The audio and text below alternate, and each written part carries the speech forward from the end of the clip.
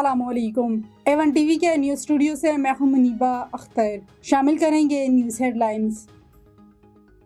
IMF का do more कर्ज programme जारी रखने के लिए मजीद शराइत लगा दी। बदउनवानी रोकने के लिए सख्त इकदाम पर जोर।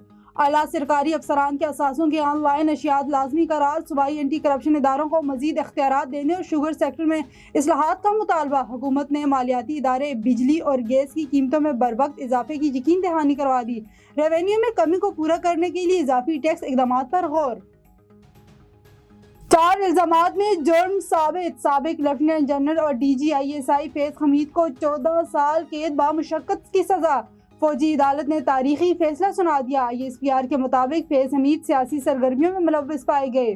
ऑफिशियल सेक्टर एक्ट की खिलाफ वर्जी की, रियासती मफादात और सलामती को नुकसान पहुंचाया, अख्तियारात और हुकूमती वसाइल का गलत इस्तेमाल किया। केस में तमाम कानूनी तकाजे पूरे किए गए।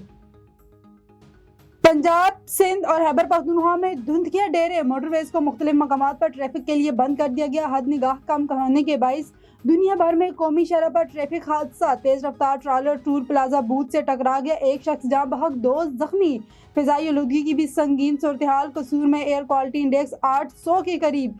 फैसलाबाद, रहीम जरहान, शरकपुर में 600 से जायद। लाहौर 215 AQ के साथ दुनिया में चौथे नंबर पर।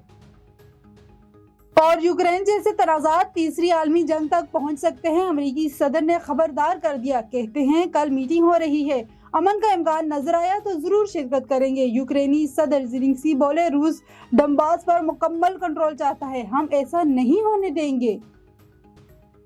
न्यूज़ स्टूडियो से फिल वक्त इतना ही। मजीद किसी भी खबर से बाखबर रहने के लिए देखते रहिए A1 टीवी। A1 टीवी, सब पे नजर, अंदर की खबर।